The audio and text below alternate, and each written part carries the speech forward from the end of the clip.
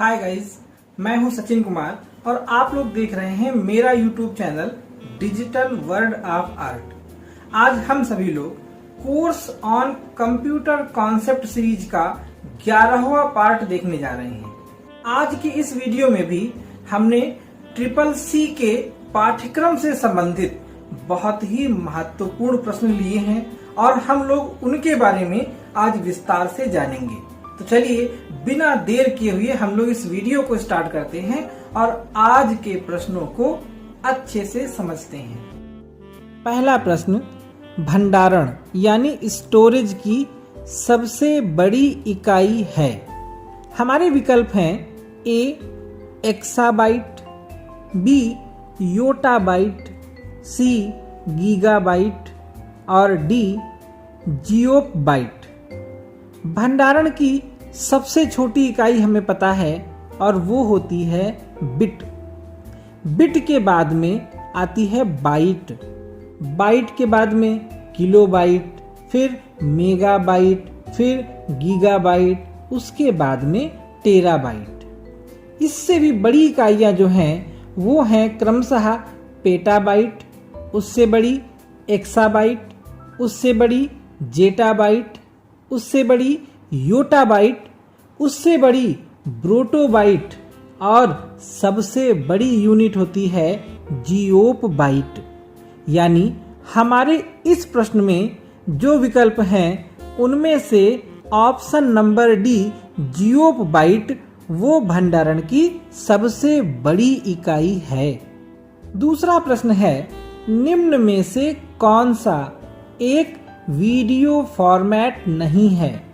विकल्प हैं ए MP4, B 3GP, सी FLV और D TIFF। File format computer science में फाइल का एक स्ट्रक्चर होता है जो उस तरीके को परिभाषित करता है जिससे यह हार्ड डिस्क पर स्टोर की जाती है।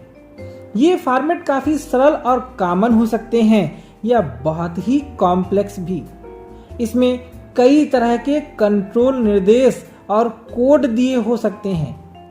कुछ प्रमुख वीडियो फॉर्मेट हैं AVI जिसको हम कहते हैं ऑडियो वीडियो इंटरलीव, MPEG जिसको हम कहते हैं मूविंग पिक्चर एक्सपर्ट्स ग्रुप जिसके कई प्रकार हैं जैसे MPEG-1, MPEG-2, MPEG-4, MPEG-7 और MPEG-21। साथ ही साथ में MP4, 3GP, FLV ये भी वीडियो फॉर्मेट फाइलें हैं। TIFF का मतलब होता है टैग्ड इमेज फाइल फॉर्मेट। अब क्योंकि इसके नाम से स्पष्ट है कि इसमें इमेज शब्द जुड़ा हुआ है यानी यह इमेज का फाइल फॉर्मेट है। यानी हमारे इस प्रश्न में ये पूछा गया कि कौन सा वीडियो फॉर्मेट नहीं है, तो TIFF क्योंकि इमेज फॉर्मेट है इसलिए यह एक वीडियो फॉर्मेट नहीं है। अगला प्रश्न, कंपाइलर और इंटरप्रेटर हैं। विकल्प हैं A high level language, B programs, C hardware और डी नन। कंपाइलर एक सॉफ्टवेयर प्रोग्राम होता है जो उच्च स्तरीय भाषा कोड को बाइनरी कोड यानी मशीनी भाषा में बदल देता है जिसको कंप्यूटर समझ सकता है और एग्जीक्यूट कर सकता है। इंटरप्रेटर भी एक प्रकार का प्रोग्राम है जो उच्च स्तरीय प्रोग्रामिंग भाषा में लिखित कोड को लाइन बाय लाइन एग्जीक्यूट करता है। उच्च स्तरीय प्रोग्रामिंग भाषा को मशीनी भाषा यानी बाइनरी कोड में अनुवाद करने के लिए इंटरप्रेटर का प्रयोग किया जाता है। यानी कंपाइलर और इंटरप्रेटर दोनों ही प्रोग्राम्स हैं। इसलिए हमारे इस प्रश्न का सही जवाब होगा ऑप्शन नंबर बी। अगला प्रश्न है, CD का दूसरा नाम है। विकल्प हैं A magnetic tape, B magnetic disk, C optical drive और डी ऑप्टिकल डिस्क।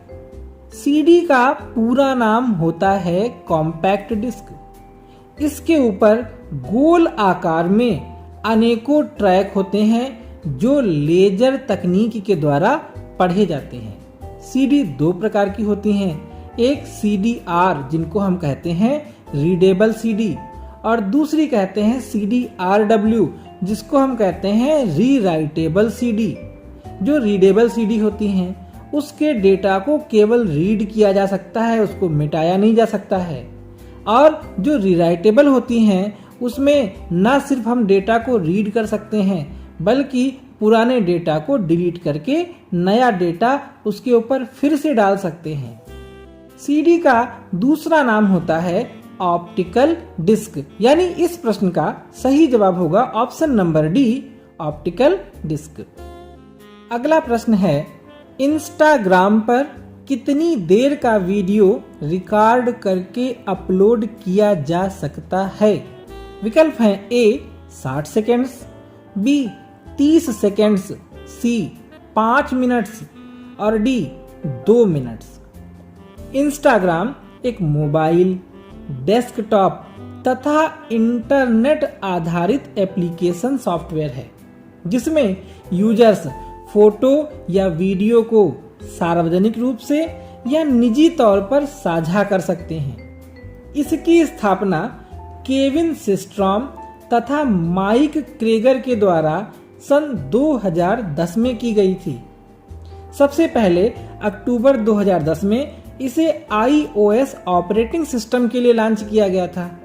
उसके 2 साल बाद नवंबर सन 2012 में इसे एंड्रॉयड फोन के लिए लॉन्च किया गया।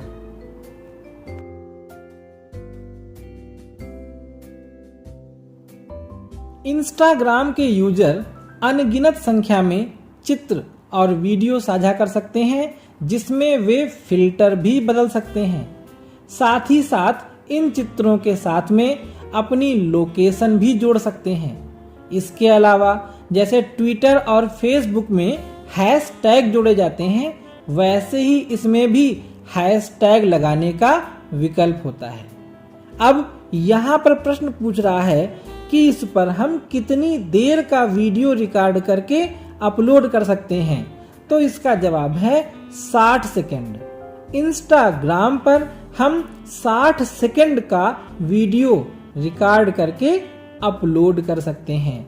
तो इस प्रश्न का हमारा सही जवाब है ऑप्शन नंबर ए। अगला प्रश्न है, वाईफाई का पूर्ण रूप क्या है?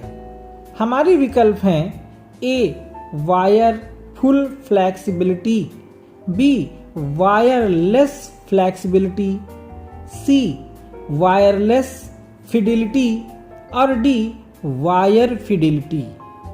वाईफाई का फुल फॉर्म होता है वायरलेस फिडिलिटी।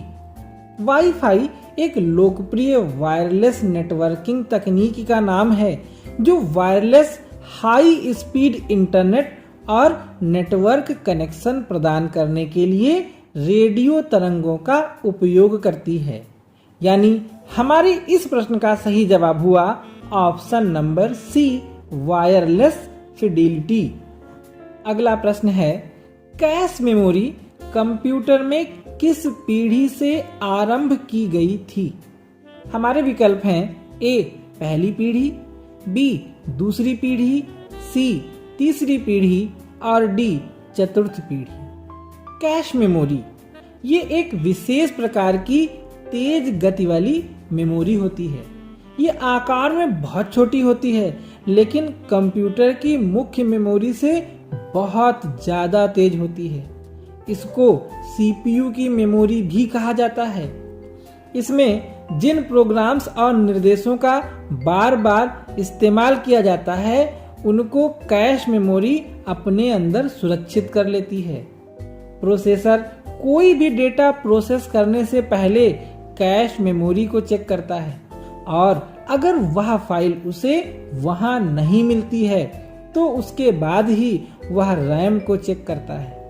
अब यहाँ पे हमको बताना है कि किस पीढ़ी से इसका प्रयोग आरंभ हुआ।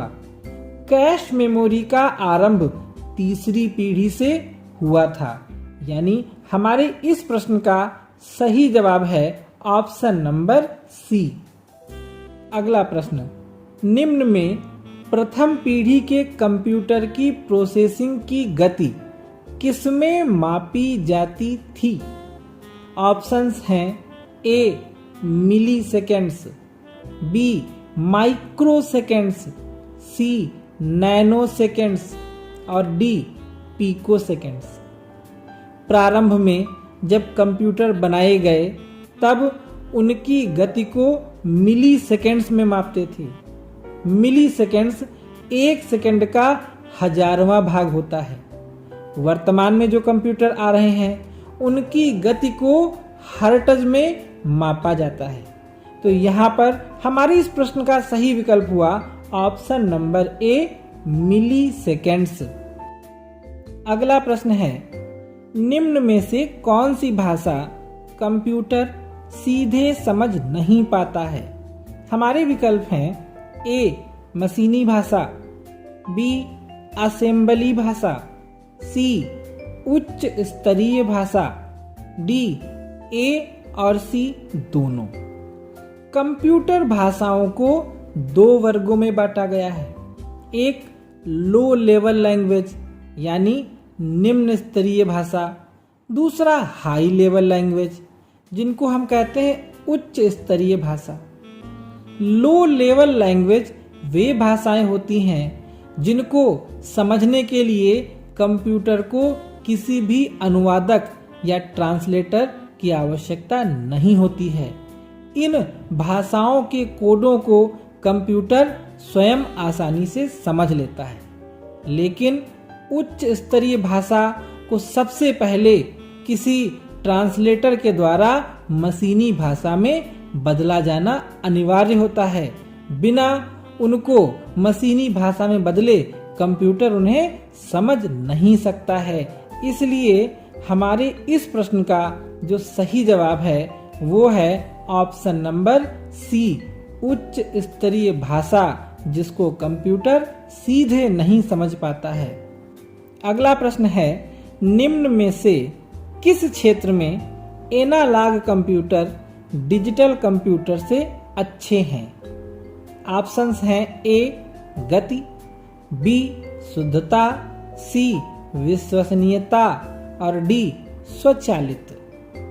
एनालॉग कंप्यूटर वे कंप्यूटर होते हैं जो भौतिक मात्राओं जैसे दाब, तापमान, लंबाई, ऊंचाई आदि को मापकर उनके परिमाप अंकों में व्यक्त करते हैं। थर्मामीटर एक प्रकार के एनालॉग कंप्यूटर का उदाहरण होता है। डिजिटल कंप्यूटर डिजिट्स के ऊपर आधारित होते हैं। डिजिटल कंप्यूटर में गति भी होती है, विश्वसनीयता भी होती है और ये स्वचालित भी होती हैं। लेकिन एनालॉग कंप्यूटर अपनी शुद्धता के लिए जाने जाते हैं। यानी हमारे इस प्रश्न का सही जवाब हुआ ऑप्शन नंबर बी शुद्धता। अगला प्रश्न है, बायोस प्रोग्राम को स्थायी रूप से किसमें संग्रहित किया जाता है? हमारे विकल्प हैं A RAM chip, B ROM chip, C hard disk और डी कैश मेमोरी। बायोस का पूरा नाम होता है बेसिक इनपुट आउटपुट सिस्टम। ये कंप्यूटर को दिए जाने वाले निर्देशों का एक समूह होता है। ये निर्देश कंप्यूटर में एक चिप में सुरक्षित रहते हैं। इनको डिस्क को फेल होने से बचाने के उद्देश्य से तैयार किया जाता है। कंप्यूटर का सरलता से प्रयोग करने के लिए ये निर्देश बहुत ही आवश्यक होते हैं।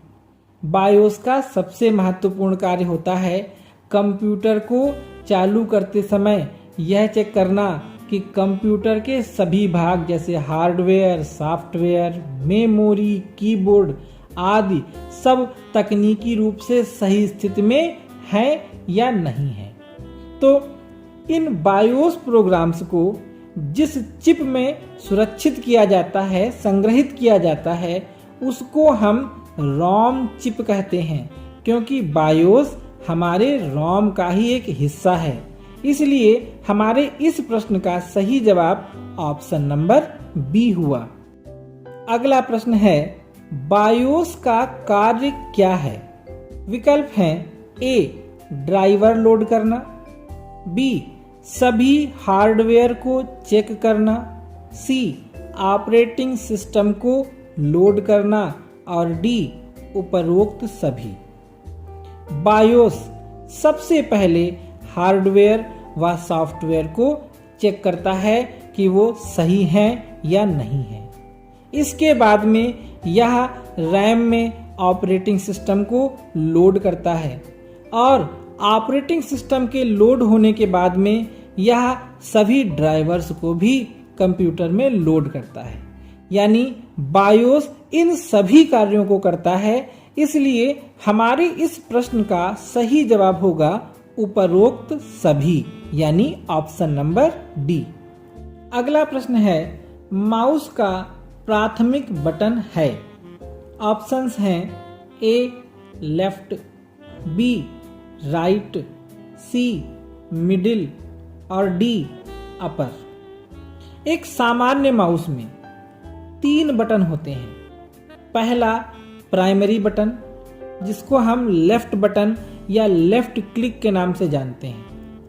दूसरा सेकेंडरी बटन, जिसको हम राइट बटन या राइट क्लिक के नाम से जानते हैं। और तीसरा उसके बीच में स्क्रॉल बटन होता है, जिसको हम चक्री भी कहते हैं और जिसको घुमाने पर पेज ऊपर या नीचे होता है।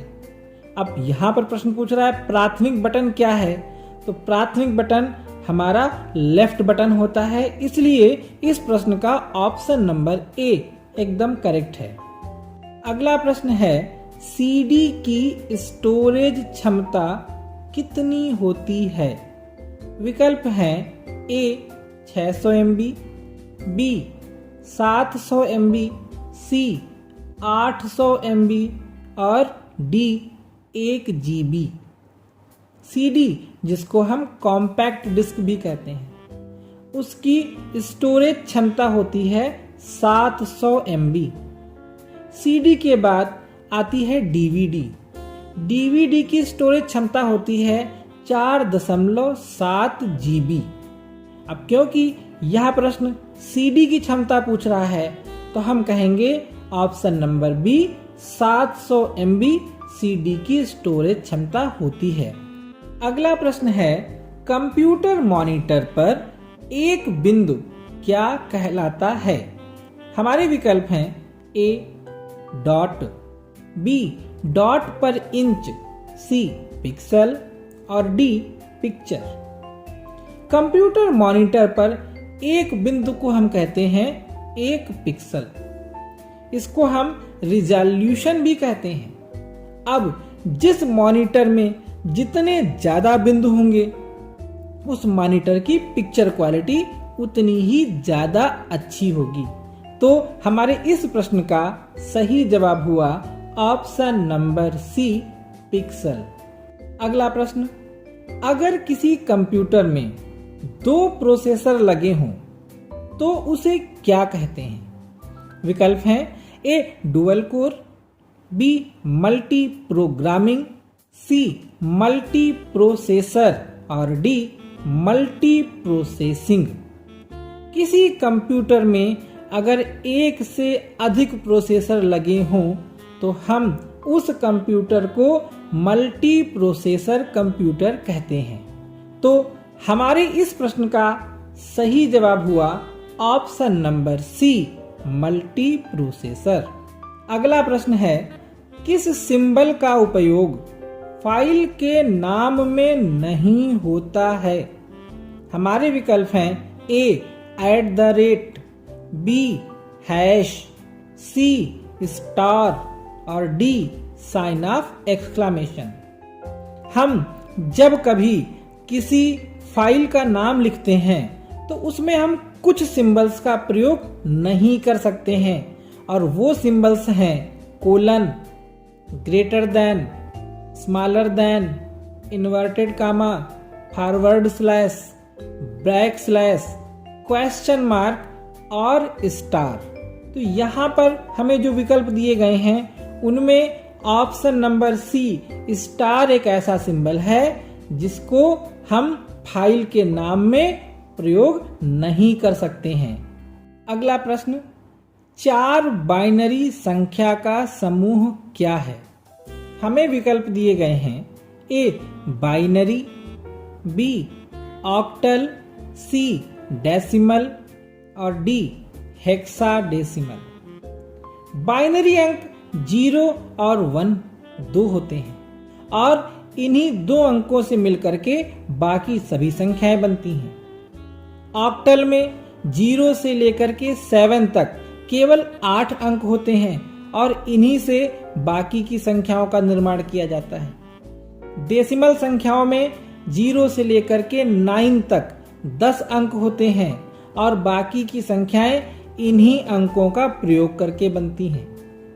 हेक्साडेसिमल में 0 से 9 तक अंक होते हैं तथा ABCDEF ये 6 अल्फाबेट होते हैं, यानी कुल 16 अंक होते हैं इसमें और इन्हीं से बाकी की संख्याएं बनती हैं।